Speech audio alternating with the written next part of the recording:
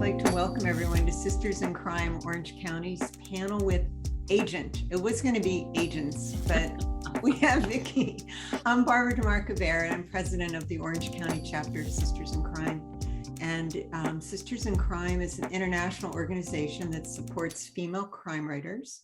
It was founded by Sarah Paretsky in 1986 and now has 4,000 plus female and male members. Our male members are known as Misters. Membership is quite affordable and comes with many perks, including webinars, workshops, networking with writers and agents, and more. At sistersincrime.org, you can read about these perks and joining. As for our local chapter, if you'd like to know about our meetings and workshops, go to sistersincrimeoc.com and sign up for the mailing list. And you can also check out what we have on the website. We also have a YouTube channel. If you go to YouTube and enter Sisters in Crime Orange County, you should be able to come up with a half dozen or so videos that we've posted of our past events. Today, I'm happy to welcome Vicky Bijur to Sisters in Crime to talk about publishing. And if you have any questions, put them in the chat and we will get to them. Vicky Bijur represents fiction and nonfiction and has served as president of the Association of Authors Representatives, now the AALA. She started her agency in 1988 after working at Oxford University Press.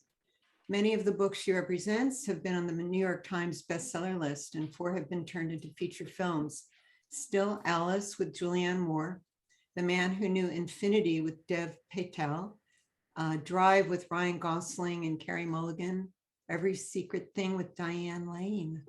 And welcome, Vicky. I'm so glad to see you again. You've always been on the radio with me, so it's nice to see you in person, sort of. Well, thank you for having me. I'm delighted to be here. Will you talk a little bit as we get started of how you kind of came from publishing to agenting? I was working at a university press and really not having a very good time. And finally, after many, many years, I just couldn't take it and I quit. My husband had gone to business school and he started his business school job. And about a month after I left Oxford University Press, I went to a friend's publishing party. He'd published a book and I met his agent, who was a wonderful woman named Charlotte Sheedy. And she was looking for someone to come work at the agency. And I went to talk to her and she offered me the job. And I was so happy as an agent that, I mean, I'm still that happy as an agent, but the first 6 months I would wander around New York thinking, why isn't everybody a literary agent? I just loved it. So, and I still do, and I still consider myself so lucky I get to do what I do. And I started working for Charlotte, or working, we used to say, with Charlotte in 1986, January of 1986. And Sarah Paretsky and Sue Grafton had just started publishing. And actually when it was beginning to be, I think it's called the second golden age of female mystery writers. And when I went to interview with Margaret, she handed me a manuscript and said, if you come work here, maybe you'll represent her. And it was a book, I think the 3rd or 4th book by a North Carolina writer named Margaret Marin. And Margaret Marin was my first client, and Margaret very sadly died this February, and I represented her ever since 1986. And in 1991, her book, Bootlegger's Daughter, won the Edgar for Best Mystery. And no, it wasn't. 1991, Julie Smith, who was another client of mine, won the Edgar for Best Mystery for New Orleans Morning. And then I think the year later, Margaret won for Bootlegger's Daughter. And anyway, no American woman had won for best mysteries since the 50s. At least that's what I remember hearing. Mystery Writers of America back then was very much a boys' club. It's not at all anymore, but it was then. So I was just beside myself with joy after reading all these academic books at Oxford University Press that I got to read mysteries and call it work. So that's sort of my origin story. So then how did you decide on what you were going to represent? Because it seems that you represent kind of a range of genres. I represent journalists and memoir, and these days a lot of food books. It's I think most agents represent a range of things. It's sort of whatever comes in that attracts you. I don't know if there are any. There may be some agents who just do romance novels.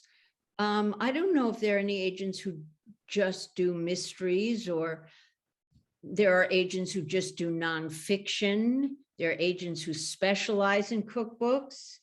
But that, yeah, I do a great range, and I like that. So there is so much information that writers can find out about agents, and information that agents can find out about writers these days. So when an agent and a prospective client talk, what would be an important conversation? What is it important for writers to perhaps ask the agent that, that you can't find on the agent's website? And likewise, what might an agent want to ask a writer or get a feeling for?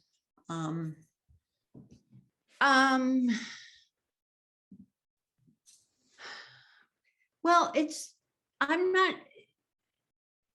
there used to be a list on the agent's organization website of questions you could ask a writer should ask a prospective agent, but it's more sort of a feeling. The writer should find out what all the agent represents and which houses she or he sells to and how long he or she has been in business. Hang on, I'm just telling my neighbors to get the hell out of here. Christopher, I'm on a phone call. Please leave. Leave now. There, sorry. Is this the kid in the cape? Yes, and he had many, many little friends running all over the lawn. So sorry. Right. I always say the agent-author relationship is like a marriage, and you have to trust each other and respect each other. If it's possible to meet an agent in person, do so. I think a Zoom call is probably preferable to a phone conversation, but a phone conversation is just fine. If an agent writes you and says, I love your book so much, I really want to represent it, that's fantastic. Every now and then someone says, oh, could I talk to another client of yours? And I always say no, because it's not my client's job to promote my interests. It's my job to promote their interests. So I wouldn't ask a client to do that. But it seems to me that these days it's easy enough to find out from other people, what is his or her reputation. Yeah. What about, I don't know, I guess, just sort of the vibe between an agent and a prospective client. I mean, we hear that agents are a business relationship, not a friendship. And yet, you become so close that it is part friendship. I mean, you might not be hangout friends, but it's certainly important how you feel with one another. But how important is that? That's a great question. I have a mantra because I can say I love most of my clients. I really, really do. And my mantra is, oh, I say to myself over and over, it's a business relationship. It's a business relationship. And it does feel sometimes it gets very, very comfortable, and it does grow into a friendship. Margaret Maron once, she dedicated a book to me, and she said, for Vicky, who knows the line between business and friendship and crosses it anyway. So I think it's important to know where the line is. I think there are agents sometimes who get hurt because they think, oh, I'm so close to this client or that client, and they lose sight of the fact that it is a business relationship. Does that answer your question? Yeah, it does. And it's also, even in the closest of friendships with a client, it's a little bit one-sided. I might not be as revealing with a client as the client is with me. And I'm, the client could tell me anything and it stops there. So it's a bit of a dance. Do you have readers? My assistant. Look at stuff. You have an assistant? I have an assistant who's been with me for 5 years.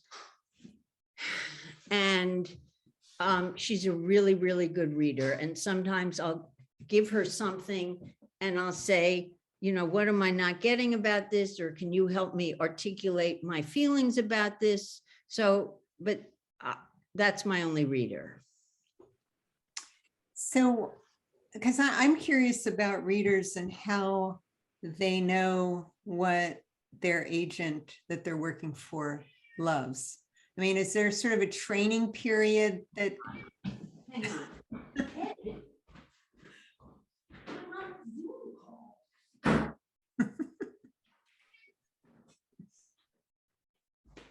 Sorry. A training period. Well, my assistant's been with me 5 years.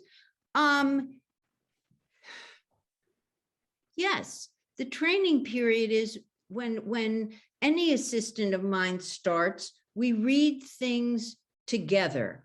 And I say, this is not for me, this is not for me, this is not for me, or this sounds really interesting.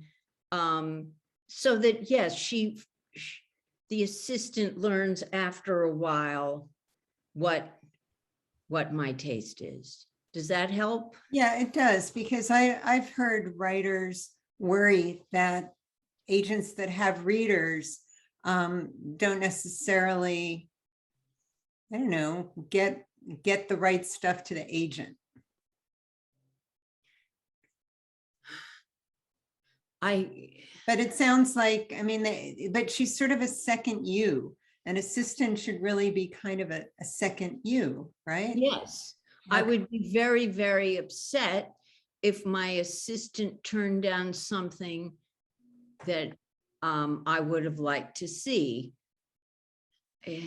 Yeah, it's really, it is hard. I mean, on the other hand, we are deluged with queries, hundreds of queries. So you can't really, I mean, you need somebody.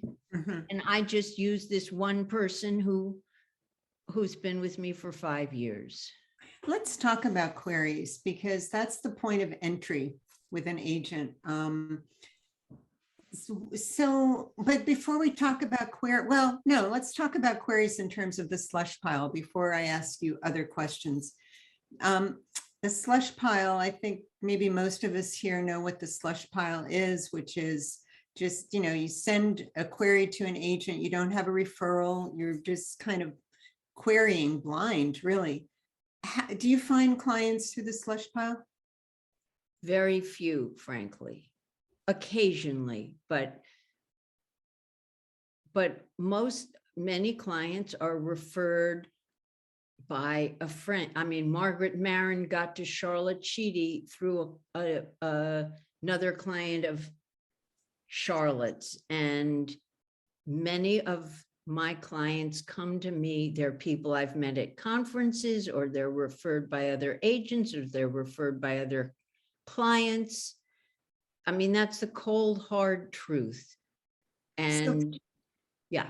Yeah, no, so conferences are a great idea for writers to meet agents. I think so, yes, because, you know, an agent will see somebody on a panel. I mean, that's the great story about S.A. Cosby. Did you all read about S.A. Cosby? The agent saw him on a panel, I think, somewhere, and just thought he was terrific.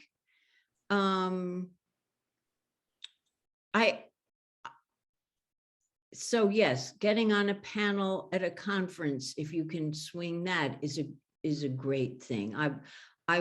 I had a client who'd been dropped by one publisher, and she was on a panel at I don't know, BoucherCon, I think, and an editor from another publisher saw her and went up to her afterwards and said, you know, let me know if you have another book idea.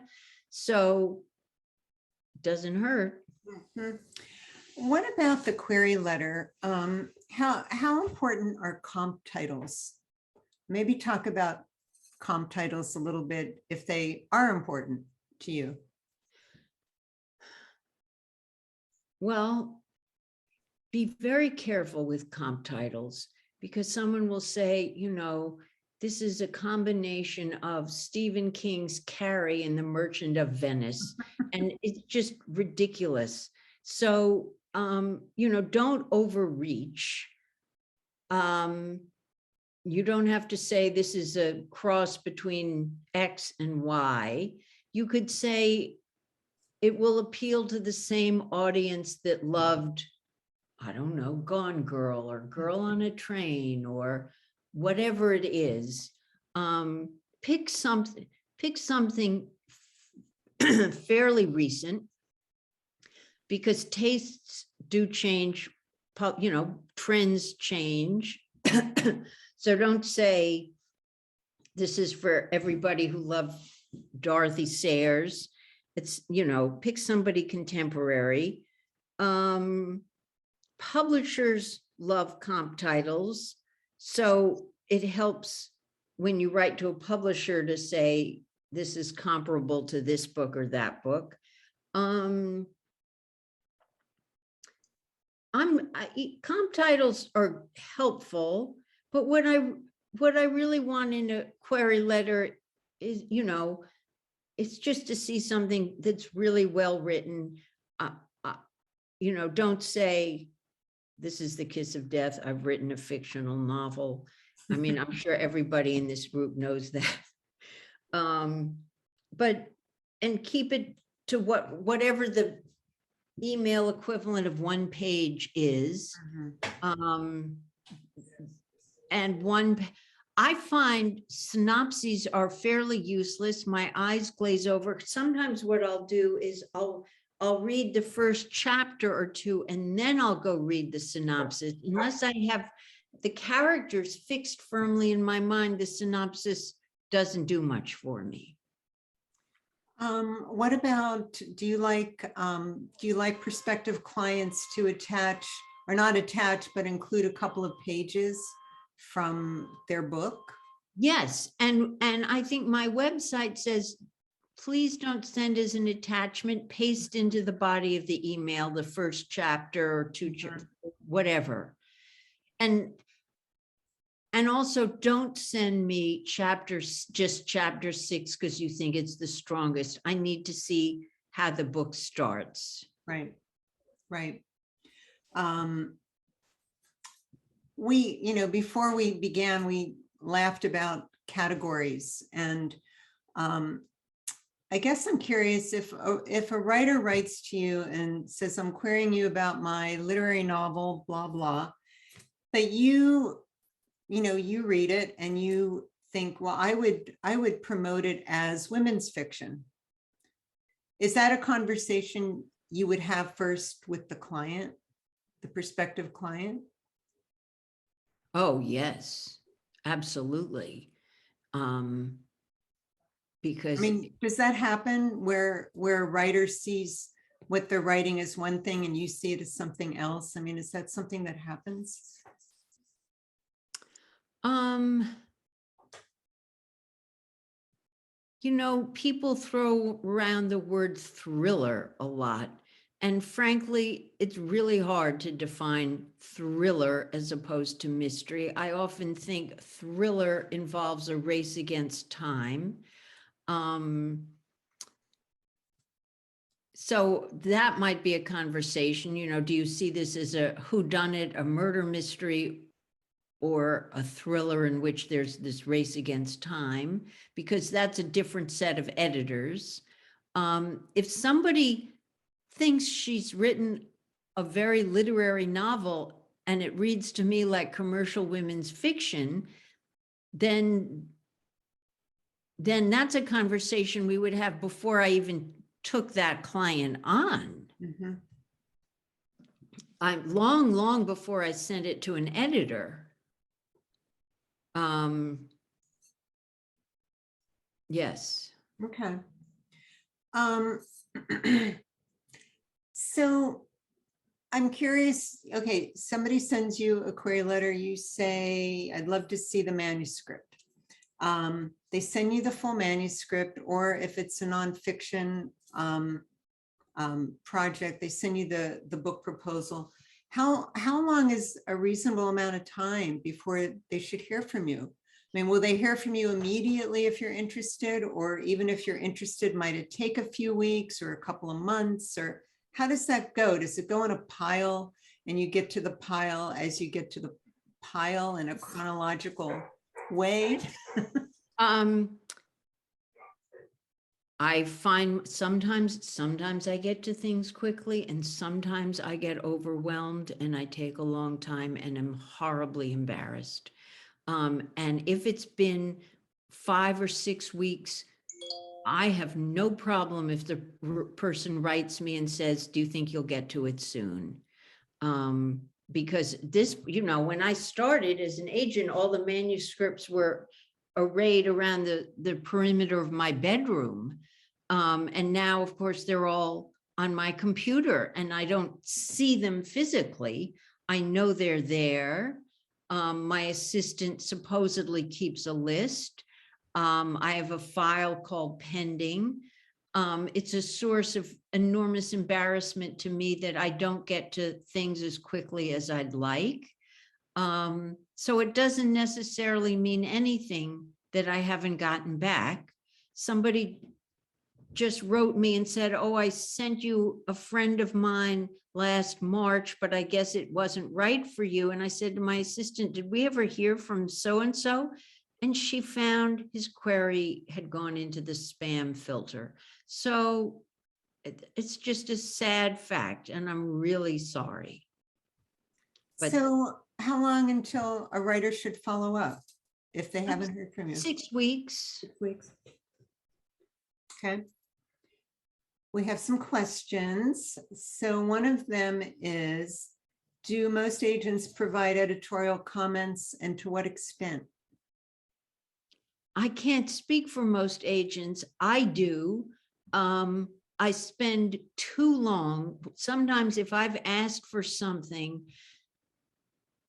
and it's not right, I will spend much too long writing a letter explaining exactly why it's not right for me.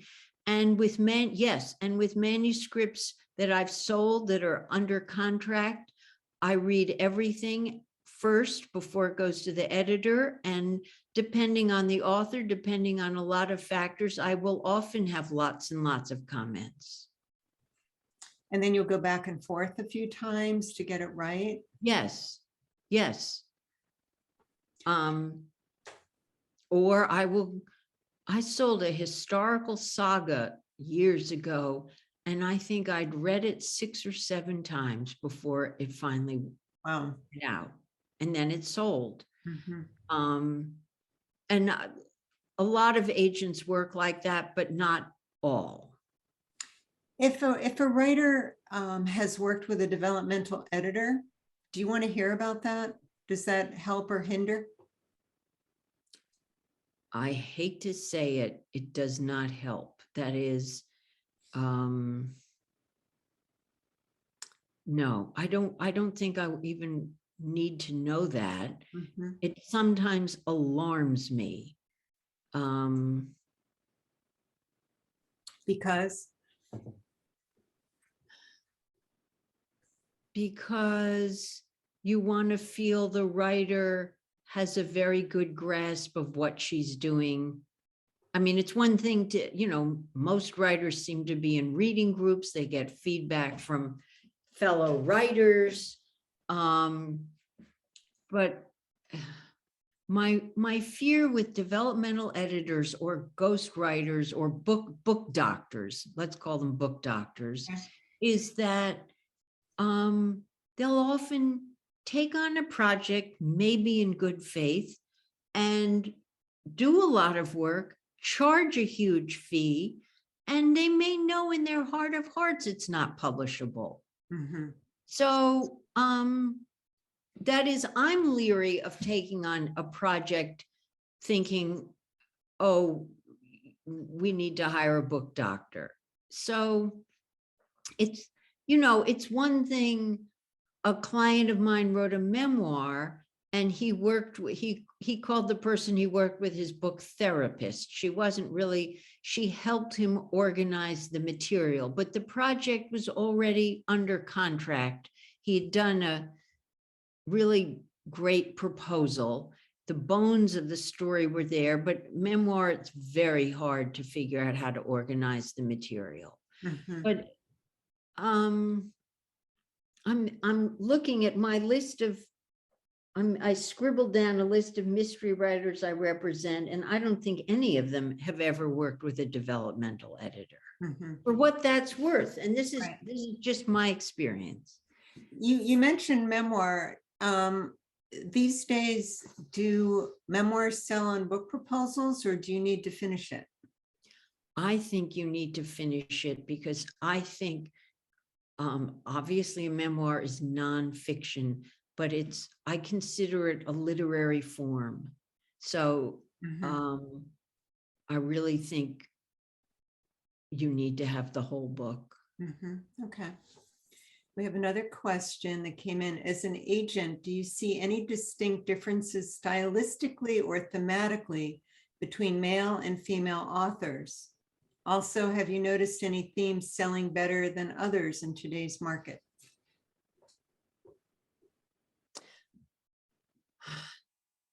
Sometimes I see books by men who are older men, and the books will be filled with references to the shape of a woman's body or that kind of thing. And you can tell it's a male author of a certain age, and I think it dates him and the book. It's astonishing. I mean, it's astonishing to me. There are men out there. I see manuscripts by men in their later years, and you can really tell they have a very old-fashioned attitude towards women, and those books are not for me. As for themes, I think in the last year, since George Floyd's murder, there's been a lot more interest in books about a more diverse group of characters. Mhm. Okay. Another question, what is it that grabs you either in a query or a manuscript? Oh, I like something that sounds fresh. I happen to like wit. I like a strong sense of place. There have been plenty of mystery series set in sort of anonymous fictional towns. I prefer something in a place, a real place. I like somebody who expresses herself or himself with originality. I think, dialogue that doesn't make you stop in your tracks and think that's not how people talk to each other. Good dialogue is a great gift. Characters that, are distinguished from one another really appeals to me.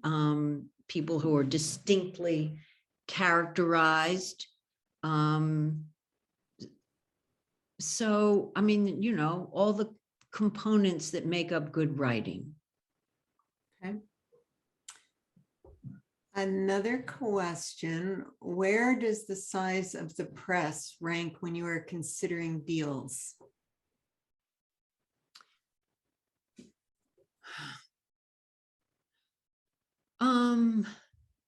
You know, people say, oh, a book could get lost at a Simon and Schuster, for example. Now, some books do, some books don't. I have 3 clients, I think it's Soho, and I happen to love Soho, which is an independent, small press that does an incredible job. If it's not, I don't really think about the size of the press so much. If a big press is offering a huge advance, that's very hard to walk away from. Sometimes a small press will get much more excited about a book than a big press will. So, but you generally send something out and you see where it sticks. It's if Penguin Random House comes to you, it's really hard to say no, especially if they make a bit, they have deeper pockets than many small houses. Mm. Does that answer the question? I think so. I'm also curious if a writer who has been self-publishing comes to you with a project that hasn't been published and tells you about their self-publishing history, does that deter you, or is that fine as long as what they're bringing to you is fresh? It's fine. I represent a novel called Still Alice that was made into the movie with Julianne Moore, and that had been self-published.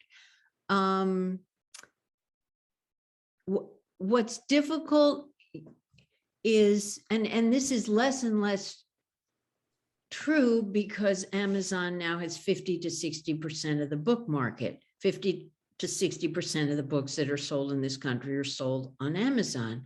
In the old days, a sales rep from a publishing house would go into a bookstore, and the bookstore would look at its computer and say, well, the last book by that author only sold 3 copies.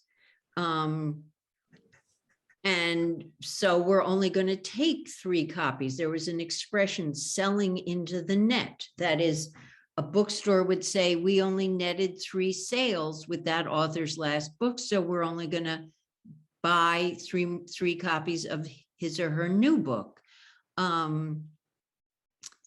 Now,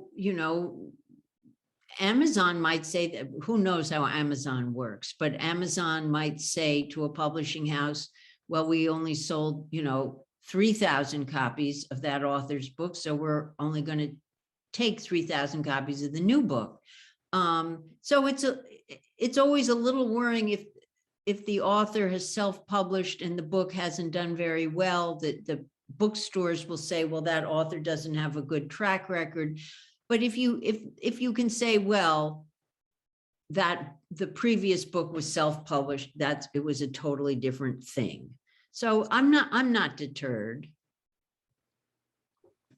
Is that something you would want the writer to say in the query letter, to detail what happened, or wait until you're interested in this new project and then have that conversation?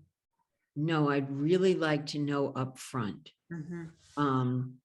I think I, yes, I might even be kind of annoyed to find out later what, and I'd want to know, why was the author hiding that from me? That's not, I think, the basis of a good relationship.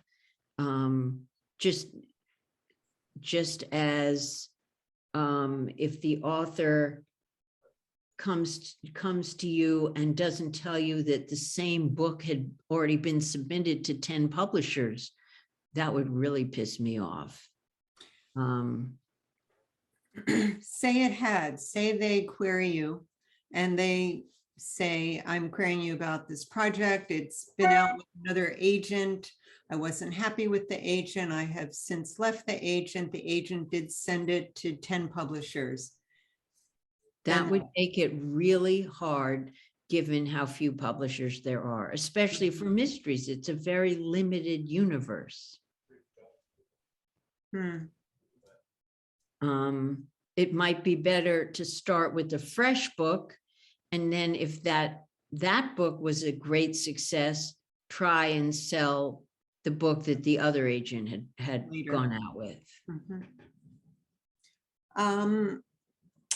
Have you ever turned down anything that later became a bestseller? Yes, I have. And most agents, if they were being honest, would say they had, just as most editors would say, yes, they had turned down books that had become bestsellers. Yes. Because I would think it does come down to taste, right? I mean, yes. Yeah. I don't know. This goes way, way back. I don't know how many of you remember a wildly successful book and series. The first book was called Clan of the Cave Bear. Do you remember that? Sure. And it was about a cave. Well, I never read it. The agent's a very close friend of mine. But so many agents said to me, if I had seen that book in which the character squawks, I don't think the characters even speak a language, I would have turned it down. So yeah, it's Right. taste. It's we all like to think we have a commercial sense, but we all have a different commercial sense. Right. And you have to want to work on this book for a while. Right. I mean, you're going to be with this book a long time. Right. Yeah. So yes, it has to do with, I mean, taste. We're very fortunate. We're in a business that, where you can say, this just isn't for me. But this is something I learned 40 years ago. You never say this isn't publishable, or this isn't any good, because that's so subjective. Judgment like that is so subjective. All you can say is, I'm not sorry. I wish this weren't the case, but I'm not the right agent for this project. Right. Okay. Another question. What do you think of the many small presses who offer no advance but higher royalties? Well, there's a wonderful press called Akashic Press, and I don't think they offer much in the way of advances, but then once costs have been recouped, you split everything 50-50. And they've done that unbelievable series. It started, I think the first one was Brooklyn Noir, and it's the collection of short stories. And now there's Wall Street Noir and Scandinavian Noir and any Los Angeles Noir, which I think Michael Connolly edited. And that's the model Akashic operates on. And I think Open Road also, we may split some of the costs of publishing and then get a higher royalty. What about, I know, like, what about a press like She Writes that charges I don't know exactly how they do it, but they charge some thousands of dollars to edit, create your book, create the cover, get the book out there, get it to a distributor. And so you pay them. And at a certain point, I suppose you can recoup royalties. I know nothing about She Writes. I think that sounds like what we used to call a vanity press. I can't speak to that. I can speak to the issue of agents who say, I need a reading fee before I'll look at your book. And I say, run in the opposite direction. Right. The organization that I belong to, which is now the AALA, has always taken a very, very firm stance against reading fees. And my position in that of most of my colleagues is reading manuscripts that you may turn down is what we call the cost of doing business, Right. but you don't get paid for it. Right.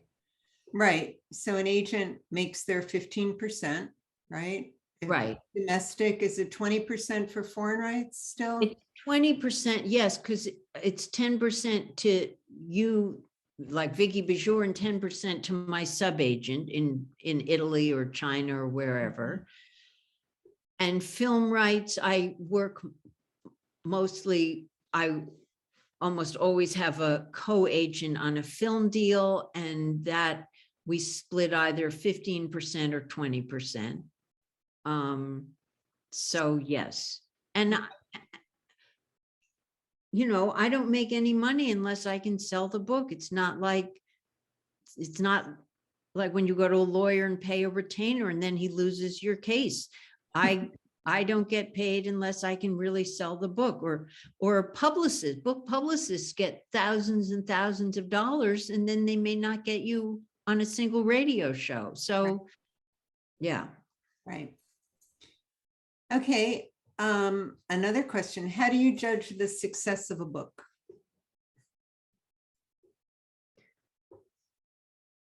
You mean sales versus critical reception?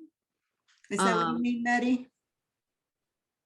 That was, Whichever, just in general. Well, most people judge a book by how well it's sold. I mean, you can't say, oh, a book, you can deem a book successful if it earns out its advance. Yes, earning out the advance is really, really nice.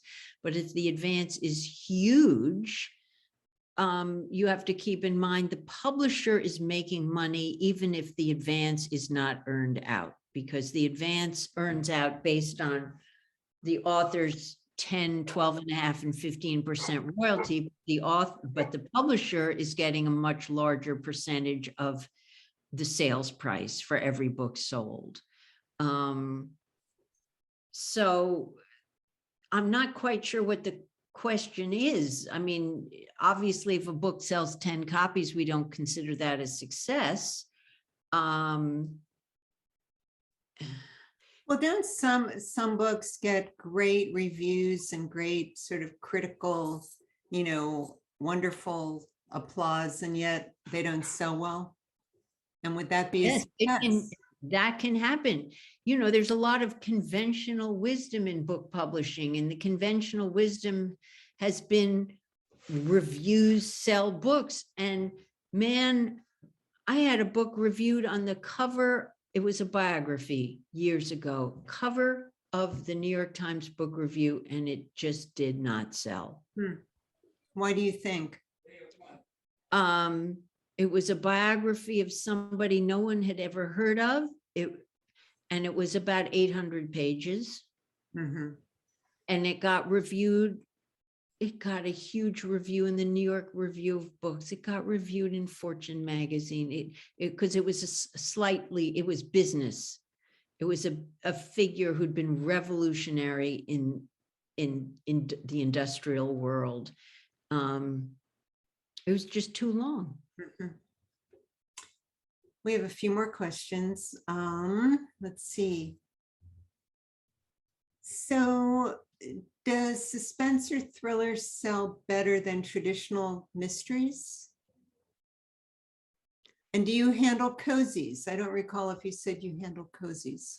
I have handled cozies in the past. At the moment, I'm not looking for cozies. And I can't really speak to whether thrillers sell better than mysteries. It depends how you define thriller.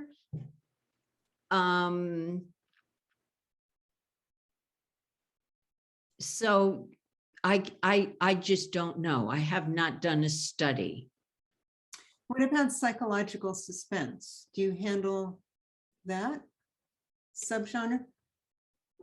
I'm sure some of the books I represent could be considered psychological suspense. I think a lot of what Laura Lippman writes is psychological suspense.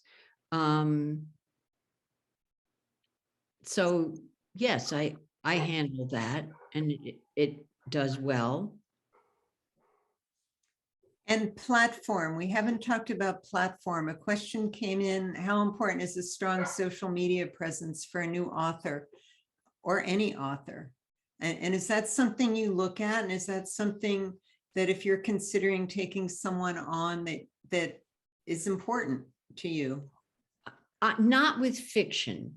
It's very different. Like cookbooks, it would be really, really important. If somebody owns a restaurant somewhere, but has no YouTube channel or Instagram presence, that would be really important. With fiction, it's not a factor in whether I take somebody on or not.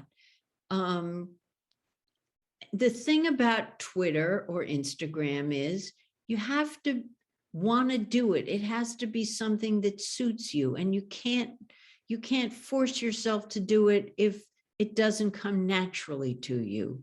You know, I've seen people who are really amazing at Twitter and amazing things happen. You know, one day they discover Stephen King is following them, and then the next thing they know, Stephen King has tweeted about their book.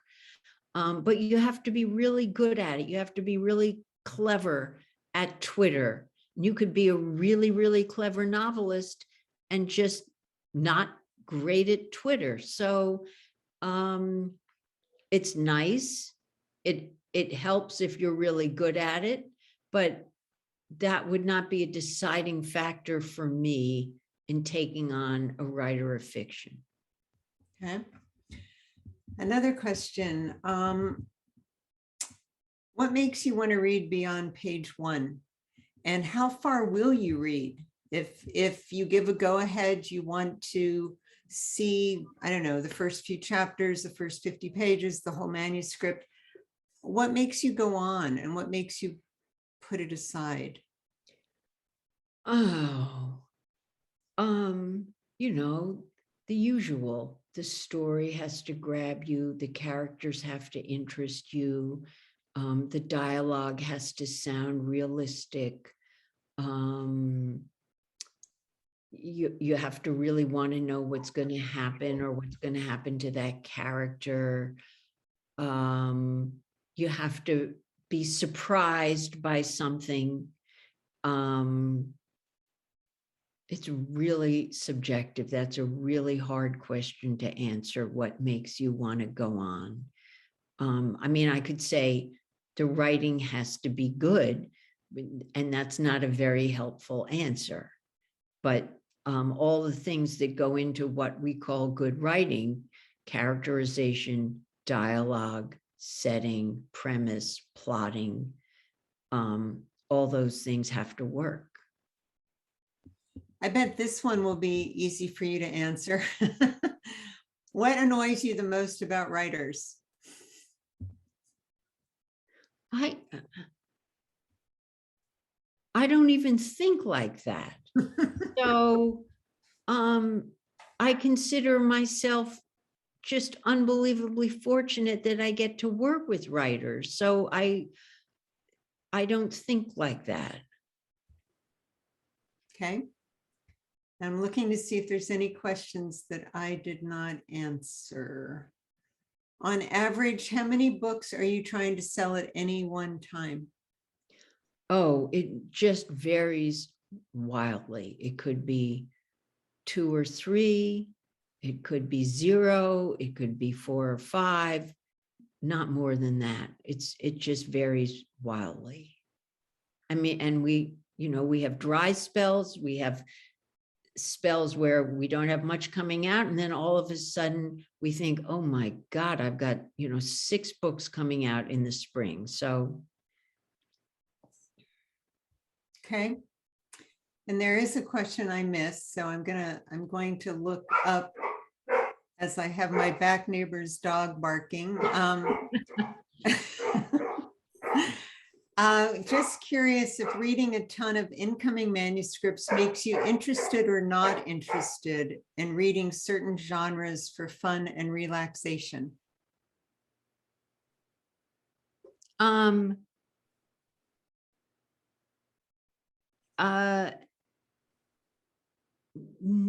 I think one doesn't have much to do with the other. I know that sometimes somebody will send me a manuscript and I will write back and say, I have such a skewed, warped perspective on this topic or on this theme or on your plot, because I've just seen 6 manuscripts with the same plot or the same premise or whatever. But that's a function of being an agent. But I read all kinds for pleasure. When I can, I read all kinds of things. What do you watch? What do I watch? Mm-hmm. I just embarked on, finished season 1 of The Morning Show with Jennifer Aniston and Reese Witherspoon.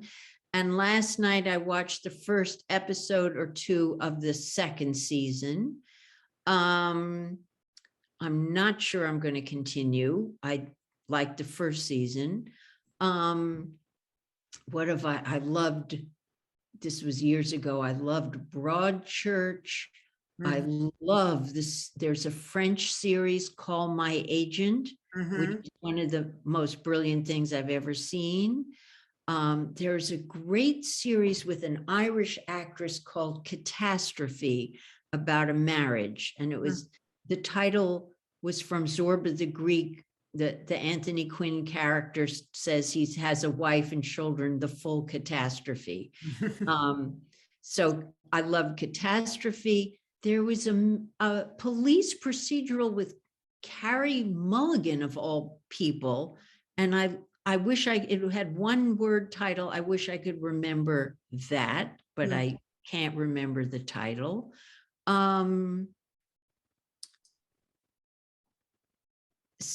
So I'm drawing a blank here, but I am knee deep in The Morning Show at the moment. Another question came in. Are you interested in representing true crime novels? True crime nonfiction, maybe? I would call it nonfiction. I have never represented true crime. I don't know why. I just haven't. For whatever reason, it hasn't appealed to me, or I haven't been interested. So I haven't. Okay. I think that is it. And we've kept you an hour. If there's any important questions that we need to ask Vicky, get it in like right now. Everybody's saying thank you. There's the dog again. Anyway, thank you, everybody. And thank you, Vicky, for being here and being so generous with your time. Well, so nice to talk to you again. Thank you for having me. I hope it's been helpful. And if you have other questions, Barbara, you'll let me know. Yeah, how should people reach you? How should writers reach you? I think it's queries at vickybijuragency.com. Okay. I have a website, which I'm in the middle of upgrading, but I think that tells people how to reach me. Okay. Thank you, everybody, and see you next month. Thank you. You're welcome. Thanks. Bye. Bye.